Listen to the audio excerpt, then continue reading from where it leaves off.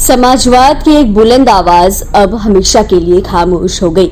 जनता दल परिवार की सियासत के पुरोधा रहे शरद यादव का 75 साल की उम्र में निधन हो गया।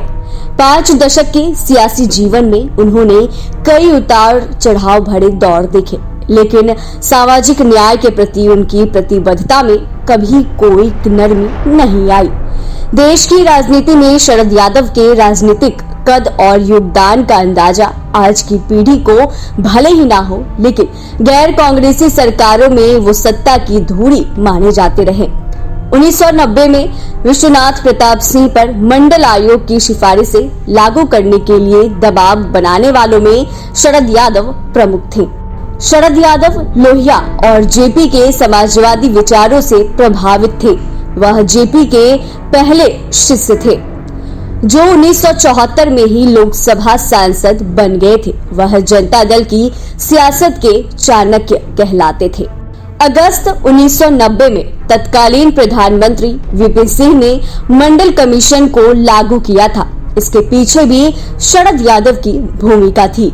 वीपी सिंह ने मंडल कमीशन को यूं ही लागू नहीं कर दिया था।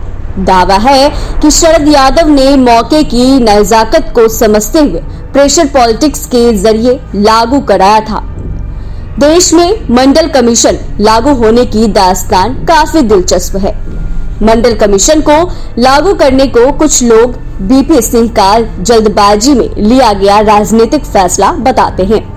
इसके पीछे दलील यह दी जाती है कि तत्कालीन उप प्रधानमंत्री देवीलाल के इस्तीफे के बाद पार्टी सांसदों का समर्थन बरकरार रखने के लिए वीपी सिंह ने मंडल आयोग की सिफारिशों को लागू करने का फैसला किया था। दिसंबर 1989 में वीपी सिंह के नेतृत्व में जनता दल की सरकार बनी, जिसमें ओबीसी समुदाय के दिग्गज नेता शरद यादव से लेकर दलित नेता रामविलास पासवान तक शामिल थे। लालू प्रसाद यादव से लेकर मुलायम सिंह यादव जनता दल में काफी पावरफुल थे। ऐसे में वीपी सिंह की सरकार बनते ही ओबीसी नेताओं ने मंडल कमीशन पर आगे बढ़ाने का दबाव बनाना शुरू कर दिया था। 25 दिसंबर 1989 को उन्होंने इसके लिए एक एक्शन प्लान का ऐलान किया और पूरी प्रक्रिया की निगरानी के लिए देवीलाल की अगुवाई में एक कमेटी का गठन किया। वीपी सिंह की सरकार बने कुछ ही दिन हुए थे कि वीपी सिंह और देवीलाल के बीच सियासी टकराव शुरू हो गए। इसी दौरान हरियाणा में मेहम कांड और कुछ अन्य बिंदुओं पर देवीलाल से वीपी सिंह की खटपट कुछ इस कदर बढ़ गई थी कि सरकार पर खतरा मंडराने लगा। देवीलाल ने सरकार से किनारा कर लिया और सरकार गिराने की तैयारियां शुरू हो गई। देवीलाल ने अपना शक्ति प्रदर्शन करने के लिए एक विशाल रैली रखी, जिसमें वह जनता दल के अपने समर्थक नेताओं को जुटा रहे थे। वीपी सिंह के जीवन पर लिखी गई किताब the disruptor how Vishwanath Pratap Singh shook India में शरद यादव को वीपी सिंह ने फोन कर जब देवीलाल को हटाने की जानकारी दी तो शरद यादव ने कहा कि सुबह मिलकर बात करता हूं।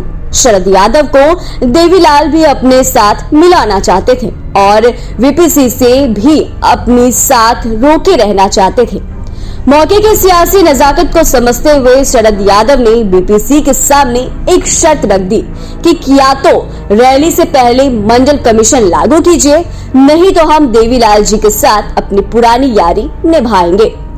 वीपी सिंह ने अपनी सरकार पर मंडराते खतरे और मध्यावधि चुनाव की आशंका को देखते हुए शरद यादव की बात को मान लिया और 7 अगस्त 1990 को सरकारी नौकरियों में ओबीसी समुदाय के लिए 27% आरक्षण लागू करने की घोषणा कर दी। वीपी सिंह सरकार में खाद्य प्रसंस्करण मंत्री रहे। शरद यादव के मुताबिक किताब में लिखा गया है कि वीपी सिंह ने मजबूरी में फैसला लिया था।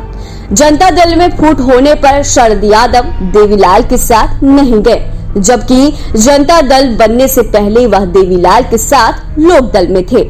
शरद यादव के हवाले से the disruptor how Vishwanath Pratap Singh shook India में लिखा गया है कि हम दोनों ही शरद यादव और वीपी सिंह मंडल कमीशन की रिपोर्ट को लेकर प्रतिबद्ध थे, लेकिन वीपी सिंह आरक्षण को तत्काल लागू करने को लेकर बहुत ज्यादा उत्साहित नहीं थे, किताब में दावा है कि देश में मंडल कमीशन को उनसे गर्दन पकड़कर लागू करवाया गया था।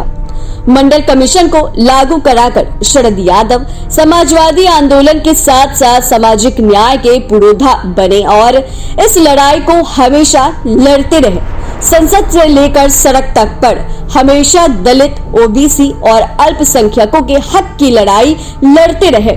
बीपीसी से मंडल कमीशन लागू कराया, जिसने कम से कम उत्तर भारत की राजनीति को एक हद तक बदल दिया।